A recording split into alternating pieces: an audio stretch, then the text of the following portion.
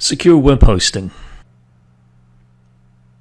Cheap hosting and good quality hosting aren't usually the same thing. To get a really low price, the hosting company has to cut some corners somewhere. Often this means shoehorning far too many people onto the same shared hosting server. Shared hosting is by its very nature much more insecure than having a dedicated server all to yourself. If someone is able to gain sufficient access, then they would be able to see the contents of everyone's account on the same server and potentially compromise a lot of them. I've had hosting accounts on servers where the server has been badly configured by the hosting company, and I've personally been able to see the contents of other people's files. I'm not talking about seeing the index listing that you sometimes see when there isn't a home page for a site. I'm talking about logging into the back end of my site, getting higher up the directory structure than I'm supposed to be allowed, and accessing the files in other people's accounts that are supposed to be private and hidden. Naturally, I notified the hosting company, and naturally I closed my account with them and moved elsewhere.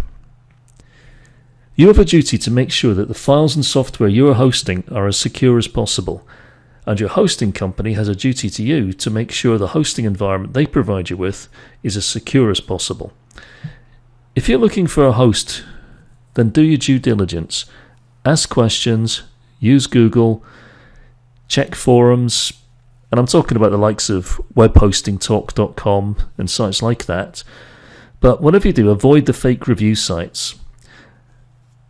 If you can remember, back in 2010, sites like GoDaddy, Bluehost, Media Temple, DreamHost, and Network Solutions were all hacked.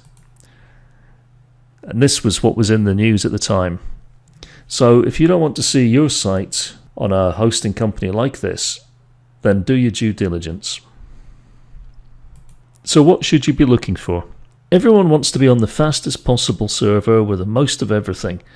The most features, the most web space, and the most bandwidth, and to have all of that at the lowest possible price. Well, the reality is that if you're going to get good web hosting, there is going to have to be a balancing act between what you get and what you pay. I know that there are companies out there promising unlimited this and unlimited that, but it's just marketing talk to get you to sign up.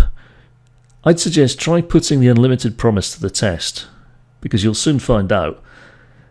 You'll be throttled back, asked to move to a more expensive plan, or your site will simply be cut off. Hosting companies like that also have lots of rules and restrictions as to what you're allowed to host. For example, not keeping backups on your account, or any files not linked to from a web page which is hosted on your account. They also restrict what you're allowed to run. Often they just won't let you run certain WordPress plugins that you might need to run because they say they're too resource intensive. That's the reality of shared hosting. What you do affects your neighbours on the server. You use too much CPU and their sites slow down. They use too much and your site slows down. And if one site is compromised on the server, it can open the door for all the other sites on the server to be compromised as well. Which leads me on to one of the main questions you should be asking your hosting company. What about security? Are they offering a backup and restore service? What security features do they have in place? Do they do malware scanning? How often? Do they notify you of the results?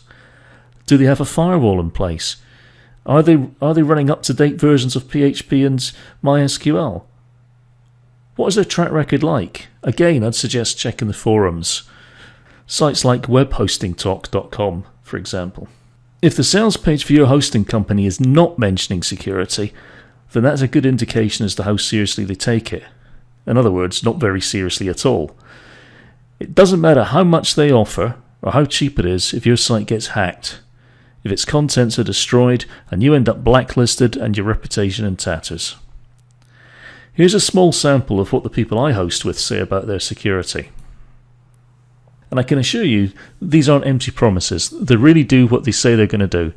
In case you're wondering what HT password authentication is, it's a feature that puts another level between the person trying to log in and the actual WordPress login page. So in other words, they have to log in to a system-generated dialog before the WordPress login screen will even be displayed. Now, given that virtually all the unwanted attempts to log into WordPress sites are automated, this feature alone puts a stop to just about every one of those attacks. Remember, you don't have control of the hosting environment, so you can't harden the security of the server. You are at the mercy of the hosting company. And at the end of the day, if someone is really determined to hack a server, they can just buy a cheap shared hosting account on it. So you'd better hope that if that is the server you are on, then the people you host with have adequate security measures in place to stop whatever that person is trying to do. When you're looking to protect your WordPress site, you can take all sorts of measures to protect yourself. But if your hosting company are leaving the back door wide open, then all your security measures aren't going to stop someone getting access to your account. We all want cheap hosting with unlimited this and that, but what we really need is good quality, reliable hosting with rock-solid security measures in place. So make sure you choose your hosting wisely.